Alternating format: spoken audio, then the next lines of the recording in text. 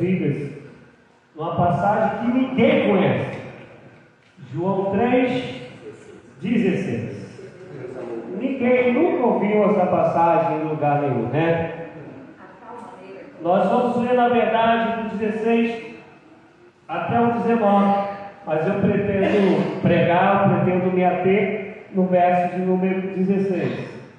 Vamos ler ali para ficar todo mundo bonitinho, juntinho? Podemos? Todos juntos? No 3? 1, 2, 3. Porque Deus amou o mundo de tal maneira que deu seu Filho unigênito para que todo que nele crê não pereça, mas tenha a vida eterna. Quando Deus enviou o seu Filho, não para que o julgasse o mundo, mas para que o mundo fosse salvo por ele. Quem nele crê não é julgado, o que não crê já está julgado, porquanto não creram no nome do unigênito Filho de Deus. O julgamento é esse, que a luz veio ao mundo, e os homens amaram mais as trevas do que a luz, porque as suas obras eram más.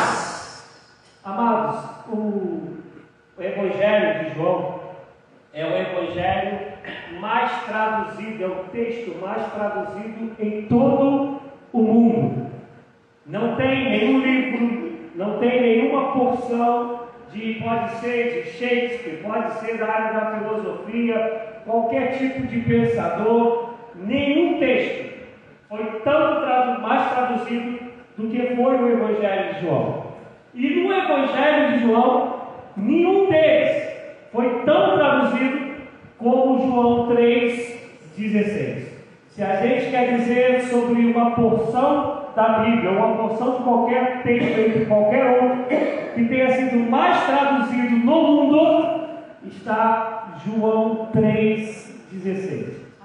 A maioria dos teólogos, dos pensadores, vão dizer que João 3,16 é toda a razão da nossa fé, é toda a razão da manifestação de Deus e do seu amor. Isto é, se a gente quer conhecer o amor de Deus, se a gente quer conhecer o propósito de Deus, se a gente quer saber quem a gente é para Deus, tudo isso está em 36 palavras gregas, e no grego esse versículo ele tem 36 palavras. E nesse texto está tudo. Mas antes de eu falar do texto propriamente dito, eu quero falar um pouco sobre João, que foi o apóstolo que escreveu esse livro. Quase todos nós hoje, quando vamos falar de João, nós falamos que João é um discípulo amado. João, ele é esse que Jesus encostava a cabeça. João é esse que vai escrever as suas cartas, primeira, segunda e terceira carta, falando de amor o tempo todo. Ele vai escrever esse próprio Evangelho, onde ninguém mais fala de amor como ele mesmo, Paulo, ele dando toda uma síntese sobre o que é amor, quando ele escreve a primeira carta aos Coríntios, no capítulo 13. Mas ninguém fala tanto de amor como fala João. E João, ele é hoje conhecido como discípulo amado. Só que se a gente abrir a Bíblia em Marcos 3,17, está escrito lá que ele era chamado de filho do trovão, porque ele tinha um temperamento terrível. Ele era, nos que a gente poderia dizer hoje, que não leva desaforo para casa. Ele seria talvez aquele ditado que o irmão Arthur conhece há muito tempo, né? Eu dou um boi para não entrar na briga, mas dou uma boiada para não sair. Ele era desse tipo. Tanto que quando a gente chega em Lucas 9,54, está lá Jesus pregando, e tem um pessoal que é incrédulo, e ele vai falar assim: Senhor, não quer que a gente ore para que caia fogo dos céus e consuma esse povo todo que está escarnecendo do Senhor?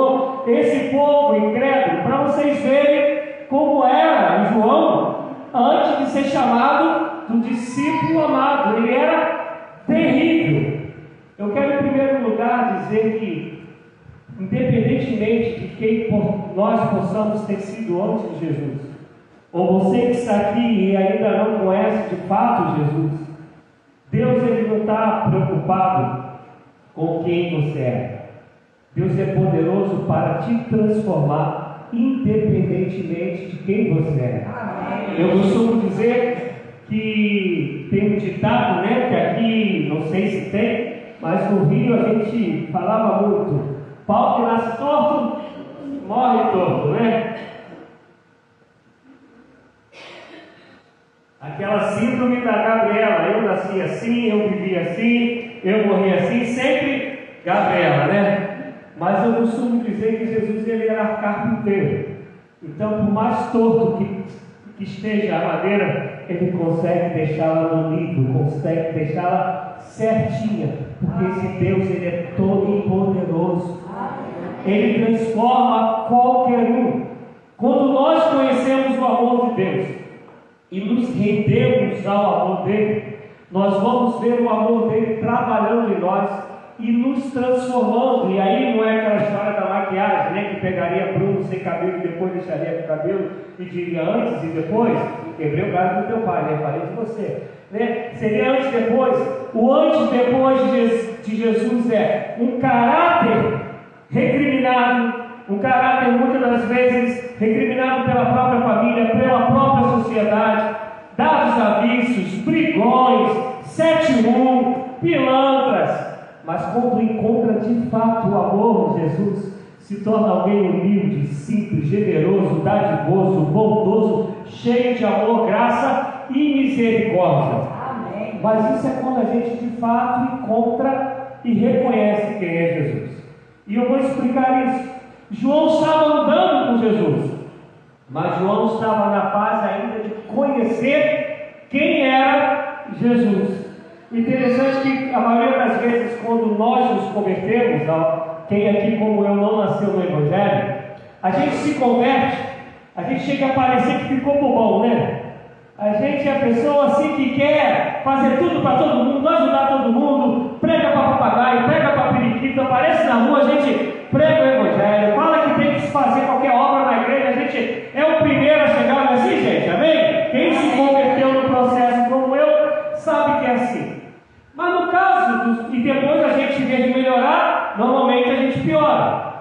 A gente, quando se converte, está cheio desse amor, aí vai para o meio da igreja, começa a aprender as malícias dos crentes, a saber a brigar por causa de cargo, a olhar para Jesus não mais como um salvador, mas querer um Jesus que seja aquele que vai nos dar bênção o tempo todo. A gente não é mais aquele que faz as coisas com muita alegria, pelo contrário, a gente não faz e fica reclamando de quem fez, falando que não fez bem feito. Quer dizer, a gente se entra bem e normalmente a gente piora. Tem as exceções, graças a Deus.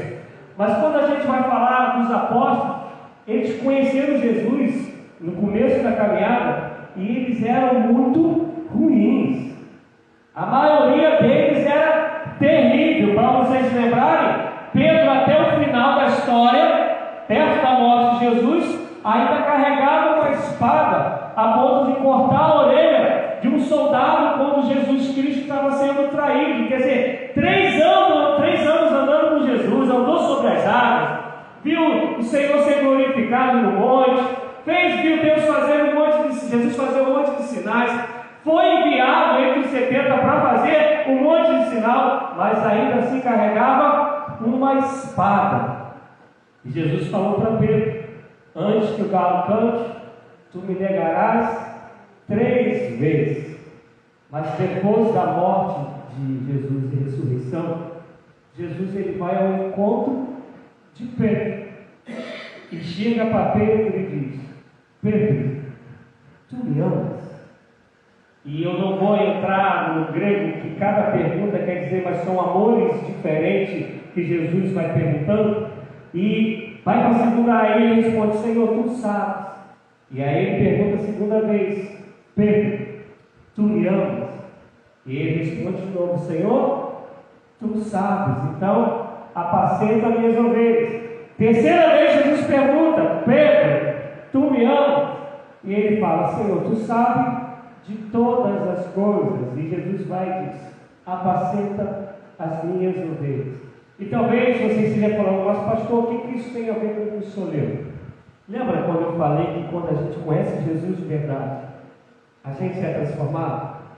Pedro tinha caminhado 3 anos com Jesus, havia traído Jesus tendo avisado que aconteceria, e não traiu uma vez. A gente costuma dizer, né? 1 é bom, 2 é muito, e 3 é demais, né? Ele traiu Jesus 3 vezes. Jesus ressuscita. Qual seria a minha e a sua reação em relação a Pedro? Bom, depois de tudo que eu fiz com ele, tudo que eu fiz por ele, e ele vai e me trai? Ou então a gente diria: eu dei chance para ele, eu avisei que ia acontecer, e ainda assim ele me traiu. Ou então a gente diria: não, Pedro, tu está perdoado, mas não dá para a gente andar junto, você vai para lá e eu vou para cá. Ou talvez a gente ainda chegaria e diria para ele: olha só, é um coração muito duro, não aprendeu até agora, não vai aprender mais, não foi transformado até agora, não vai ser transformado mais. Mas graças a Deus que Jesus não somos nós, né? Não é nenhum de nós. Jesus vai até ele, mesmo depois de ter sido traído, mesmo depois de ter sido ensinado tanta coisa a Pedro, e chega para Pedro e quer mostrar para Pedro o que é amor. E ele diz: Pedro, eu conto contigo, apesar de quem você hoje é, para apacentar as minhas ovelhas, porque eu sei que no momento que você souber de fato quem eu sou, o meu amor invadindo o teu coração, tu terás todas as condições de apacentar as minhas ovelhas. Amém. Isso é o amor do Senhor Jesus, esse amor que Paulo vai dizer que o amor de Deus nos constrange. O amor do Senhor Jesus não olha somente quem a gente é agora, ele olha quem a gente pode ser se de fato a gente conhecer o amor dele.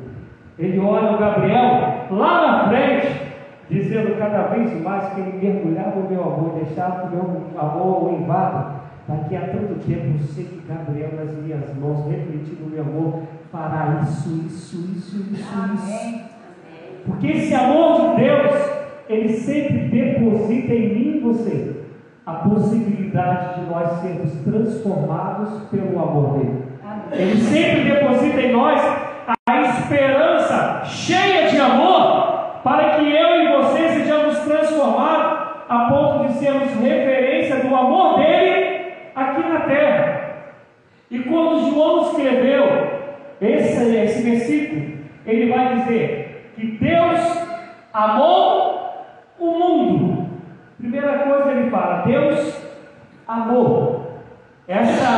No grego, essa palavra é agapistei, que é da mesma palavra ágape, que é um amor que a gente diz que só Deus tem. Esse amor a gente só vai conhecer se a gente de fato mergulhar no próprio amor de Deus, do Deus que é amor. E Deus está dizendo que Deus nos amou com um amor que ninguém tem, que ninguém conhecia até o amor de Deus se manifestar. Então ele está dizendo: Deus amou, mas amou quem? Ele amou o mundo, ele amou todos os seres humanos. Alguns vão dizer que Deus escolheu alguns para salvação e alguns para perdição, os que pregam a predestinação. E nós, falando da nossa fé e falando da igreja metodista, nós não cremos assim. Nós cremos que Deus amou o mundo, ele amou todo mundo. E por causa desse amor, que é o amor por todos, é o amor por Pedro, que, como a gente falou aqui, era terrível. Alguns dizem que ele era do grupo chamado Zelotes, que era uma seita, era um povo que achava que o reino de Deus tinha que ser tomado à força, através de luta, através de guerra, e por isso ele carregava uma espada. Ele amou João, que era João Trovão, que pediu de fogo dos céus. Ele amou Mateus, que era cobrador de impostos, que pegava muito mais dinheiro do povo do que ele tinha que pegar. Ele amou Judas, a ponto de caminhar com Judas todos os dias, até o dia da ceia, o dia que ele seria traído.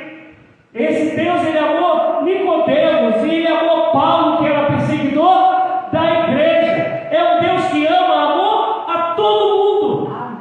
E é esse Deus que amou a todo mundo que ele está dizendo: se tu te entregares totalmente a mim e deixar que meu amor te invada, tu terás um antes e um depois. Tu terás pecado perdoado, tu terás teu nome escrito no livro da vida, tu terás paz que excede a todo entendimento, tu terás vida eterna, e o nosso caráter é moldado segundo o caráter de Jesus. Amém. Porque ele amou o mundo. Ele amou o brasileiro, ele amou o americano, ele amou o espanhol, ele amou o que é da Europa e o que é da Ásia. Ele amou a todo mundo com um amor que, lembra, que ninguém nunca amou antes. E aí ele fala: Deus amou o mundo de tal maneira. Sabe por que está escrito tal? É um amor que a gente não tem como medir, não tem como mensurar, não dá para você falar, esse amor é parecido com... Não dá, porque é um amor que só Ele tem, que excede a todo mundo. Um exemplo é esse, que Pedro não nega, que Jesus é crucificado, e quem o acompanha de verdade é só João. Mas quando Jesus ressuscita, mesmo tendo sido traído por Pedro, ele vai até Pedro e diz para Pedro: eu estou confiando vidas a você. Eu vim aqui, Pedro, para dizer que eu te amo. E é esse amor que não dá para mensurar, que ele fala assim: amor de tal maneira que deu. Outra tradução vai dizer que enviou o seu único filho. Único filho. Amados, quem aqui é pai e mãe e sabe como já é triste quando a gente vê o filho cair, né? O filho caiu, a gente já fica apavorado. O filho chorou, tu consegue percorrer 20 metros em 3 segundos. Se fosse para a Olimpíada, ganhava medalha de ouro, né? A gente faz loucura. Eu lembro quando a minha filha foi assaltada e eu, perto de casa, eu estava com a minha perna engessada. Eu sei que quando ela chega falando, e a gente morava no condomínio, no segundo, mas era terceiro andar. Quando ela falou isso, eu não sei quando eu vi, eu já estava no meu quarto lá na sala, e lá na varanda, e a minha varanda era muito grande, que até hoje eu não sei explicar como com gesso eu consegui sair da onde eu estava e chegar na varanda. Não sei explicar para vocês. Não sei se o gesso desmontou, depois montou de novo. Eu sei que quando eu vi, eu já estava lá na varanda. Esse amor de pai, de mãe. Mas a Bíblia está dizendo que esse amor de Deus é muito maior. Até porque o amor que a gente conhece ainda com o amor de pai e de mãe, a gente só conhece porque o próprio Deus de amor nos deu essa capacidade de amar. Mas ele está falando que esse amor fez ele dar seu único filho, para, sendo inocente, morrer como culpado, e não morrer qualquer tipo de morte. Era uma morte muito sofrida, morte que os chicotadas que entravam no Cristo, ele tinha na ponta ou um osso ou um pedaço de ferro, como que fosse um anzol, e cada vez que batia nas costas de Jesus, quando saía trazendo um pedaço de carne, e que em muitos casos os ossos dele ficaram à mostra. Alguns que defendem que quando ele cai carregando a cruz, é porque nem sangue ele estava conseguindo mais circular direito no corpo dele, pelas feridas por vasos que tinham sido rompidos. Alguns defendem que a coroa que colocaram em sua cabeça tinha um espinho de 4 a 6 centímetros. Fizeram essa coroa e colocaram nele, por amor a mim e por amor a você. quando ele está sendo crucificado, e a gente não tem todas as imagens da crucificação de maneira correta, mas de maneira resumida, tinha um negocinho aqui atrás, como se fosse um banquinho, e ele ficava preso nos pés, né, como vocês sabem, e com as mãos. E quando o corpo caía, ele cansado, ele sentava nesse banquinho. Só que quando ele sentava ali, faltava oxigênio, ele não conseguia respirar. Então ele se esticava de novo. E quando ele se esticava, os pregos rasgavam mais ainda as mãos e os pés dele. E aí ele se cansava e abaixava de novo. E o que acontecia de novo? Faltava ar, não chegava ar no pulmão. Imagina você fazendo isso o tempo todo. Ele morreu nu, pelado, literalmente pelado, porque era assim que os crucificados morriam. Ele passou toda uma vergonha por amor a mim e por amor a você.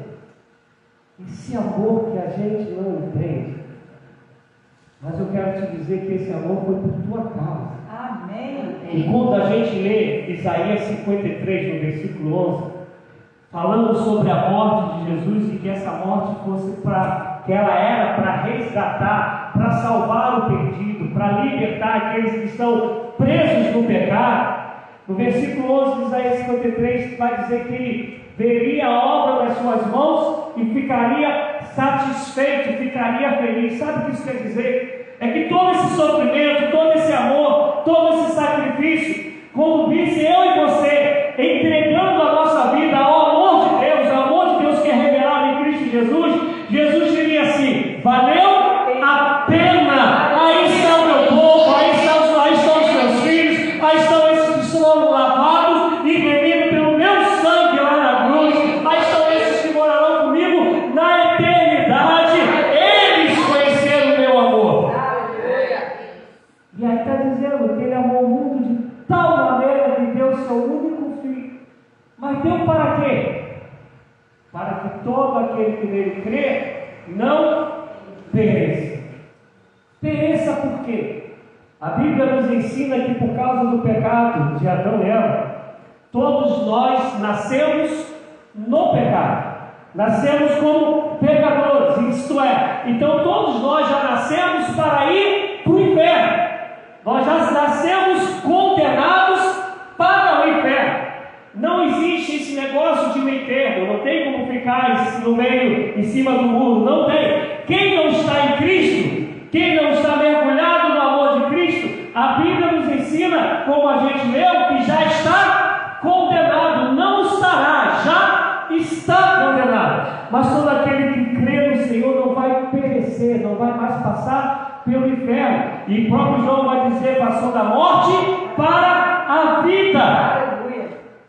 E mais interessante, que tem uma mulher que eu preguei, falei sobre ela lá na Central. Ela foi canonizada pela Igreja Católica. Ela era uma freira, e o nome dela era Teresa. Não é a Teresinha, não. O nome dela é Teresa, uma outra mulher que foi canonizada. E ela tem uma música que na época ela escreveu, que ela disse que ela queria expressar para todo mundo o que ela sentia por Jesus. E ela falou o seguinte: ainda que não tivesse o céu, ainda que não existisse o inferno, ainda assim eu amaria Jesus. Amém. E aí eu vou tentar fazer uma comparação que nunca vai ser igual. Mas voltando à história do filho, os nossos filhos, e que Deus nos livre do que eu vou dizer em nome de Jesus, então vou dizer filhos de outros, ele pode ser um bandido, mas a mãe continua amando. Ele pode ser o presidente da república e os pais continuam amando. Ele pode ser o que teve mais sucesso em qualquer profissão, como pode ser aquele que só tem uma roupa para botar no corpo e os pais continuam amando. Não muda o amor porque se tem dinheiro ou não tem, se teve sucesso ou não, se é a melhor pessoa do mundo ou é uma das pessoas mais erradas nessa sociedade. O pai e a mãe continuam amando. Por que eu estou dizendo isso? O dia que a gente entender de fato quem é Jesus, a gente vai poder dizer como a Teresa, mesmo que não existe inferno, mesmo que não existisse céu, ainda assim eu amaria Jesus. E eu vou explicar o porquê. Porque aí João está dizendo: Deus amou o mundo de tal maneira que deu seu único filho para que todo aquele que nele crê não pereça. O desejo de Jesus é nos livrar da condenação. Por isso que ele morreu na cruz. Mas se nós entendemos esse amor, não podemos olhar para Jesus só como quem não quer ir para o inferno. Queremos olhar para Jesus amando, ou devemos olhar para Jesus amando por quem Ele é, por tudo que Ele já fez por nós. Amém. Falando para vocês que, até onde eu sei, tem uma boa parte aqui que é cristão novo, não é isso? Tem um montão de gente que vem para Jesus, ou diz que veio para Jesus, dizendo o seguinte: eu vou e minha vida vai melhorar. Eu vou e vou conseguir emprego, vou conseguir as curas que eu espero. Ou então eu vou para a igreja e lá não vai ter problema, amado. Só tem lugar que eu nunca vi ter problema: é no cemitério. Nunca vi nenhum morto brigar com o outro. Nunca vi. No filme tem, mas na vida real eu nunca vi. Onde tem ser humano, tem problema, porque nós somos horríveis e estamos nesse processo de sermos transformados dia a dia, de glória em glória, de graça em graça, segundo o amor de Deus. Onde tem ser humano, vai ter problema. Tu tem problema com a tua esposa tem contigo. Porque vocês são terríveis, como eu sou terrível. A gente é assim. Mas aí a gente vem para a igreja pensando que agora é o paraíso que eu estou. E como esse paraíso não acontece, ou a gente começa a falar: ou eu vou deixar Jesus, ou eu vou deixar a igreja, ou eu vou para outro lugar. Sabe por que a gente reage assim? Porque a gente ainda não aprendeu a amar Jesus. Porque se a gente amasse de fato Jesus, a gente olharia para o amor dele e a gente diria assim: Jesus, me basta. Amém. Tem uma música que era cantada e hoje a gente quase não canta, que diz assim: Jesus Cristo é o motivo da minha canção, outra razão eu não tenho para cantar. Quem dera se isso fosse verdade para nós. Jesus ser o motivo de eu cantar, de eu me alegrar, de eu falar sobre quem Ele é, sobre o amor dele, de eu poder acordar toda manhã e dizer: Jesus é meu Senhor, é meu Salvador, é meu libertador, Ele é meu amigo, Ele é meu companheiro, e eu vou viver para a glória dele. Eu não quero nunca sair da presença dele, porque eu nunca vou achar ninguém que me ame como Ele me ama, que ninguém que pagou um preço tão alto, mesmo eu não merecendo, como Ele pagou. E eu olho para Ele e eu falo: Senhor, não tem outro lugar para estar que não seja no centro da tua vontade. Ele amou o mundo de tal maneira que deu seu único filho, não somente para que a gente não pereça, mas para que a gente tenha vida eterna. E aí é mais uma demonstração que não tem meio termo. Ou você está perdido, ou você está salvo. Ou a gente está condenado, ou a gente foi resgatado e está com o nome escrito no livro da vida. Porque esse amor, ele tinha por mim e por você ontem. Ele tem esse mesmo amor por mim e por você, Roque, hoje. Ele vai ter esse mesmo amor amanhã. O amor dele não muda. Mas a minha pergunta é: a gente entende realmente esse amor? E esse amor do Senhor Jesus, como disse Paulo, ele nos constrange, isto é, a gente olha e fala assim: como pode me amar desse jeito? Tem uma música que eu não sei se é do CD, ou se ele canta, que é o Gabriel Guedes, não é isso? Como ele fala assim: como pode me amar desse jeito? Ele é como se Gabriel olhasse e falasse assim: eu vacilo, eu erro, mas ainda assim Ele me ama. É óbvio que esse amor dele não quer que a gente continue vacilando e errando, que é por causa do amor dele que Ele quer nos transformar, como Ele transformou João, que era um pavio curto e de repente se torna o homem que mais escreve sobre amor no Evangelho e é chamado de discípulo amado. Petrópolis. Tem um pastor que eu não sei se ele ainda é vivo, Josué Irion.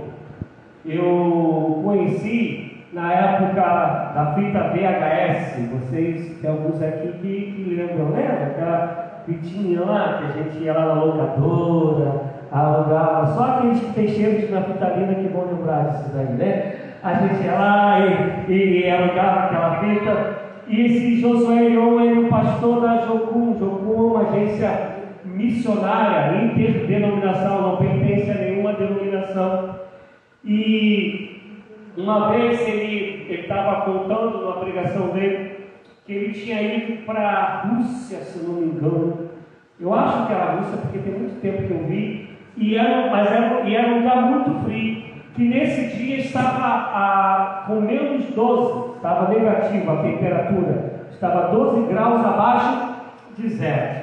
E Josué tinha separado um estádio para ele pregar, e ele não gostava desse negócio de pegá-lo de carro, até porque na Europa trem, metrô não é como da gente, né? O negócio funciona lá direitinho. E ele disse que ele pegou o metrô para ir para o estádio, onde ele ia pregar, onde a cidade tinha parado, e tinha um rapaz com uma camisa escrita assim: nascido para ir para o inferno. Estava na camisa de um jovem, era um jovem. E ele disse que ele olhou aquilo e não aguentou. E falou assim: por que tu carregas esta camisa? E o rapaz respondeu: porque minha vida é assim, eu sei que eu nasci para ir para o inferno. E Josué então fala para ele: você está enganado. Alguém que te ama e te ama muito e quer te levar para o céu. E aí ele responde para Josué: você fala isso porque você não conhece a minha vida.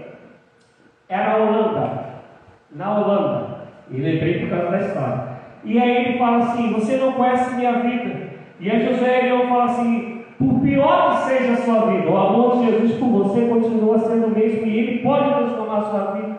E aí o rapaz falou assim: eu sou filho de uma prostituta, eu nem sei quem é o meu pai. E na Holanda as prostitutas, elas ficam nuas numa redoma de vidro e com o preço do sexo lá, e a pessoa fica nua. O rapaz vai lá, paga e leva lá a mercadoria. E esse rapaz ele diz: eu não sei nem quem é o meu pai. E aí quando ele desce, Josué tinha que ir para pregar no estádio. Quando o rapaz desce na estação, ele desce junto com o rapaz, e ele tinha que ir para pregar num estádio lotado, onde a cidade tinha parado. E aí ele começa a falar assim: então eu quero te explicar qual é o amor de Deus. O amor de Deus: Deus criou o homem para ser a sua imagem e semelhança, para o homem ser tal como Deus é, em amor, em misericórdia, em comunhão com Ele, com o mesmo caráter dele. E foi explicando, mas o homem foi e pecou. Quando o homem pecou, desobedeceu a Deus, ele ficou desconfigurado, ele deixou de ter o caráter de Deus, a semelhança de Deus, e com o pecado ele se afastou de Deus, e por causa disso ele já ia para o inferno. Mas o amor de Deus é tão grande que Deus planejou tudo, planejou a ponto de fazer com que o filho dele, o único, morresse por tua causa. E é por causa disso que eu estou contigo aqui. Eu tenho que ir pregar lá no estádio.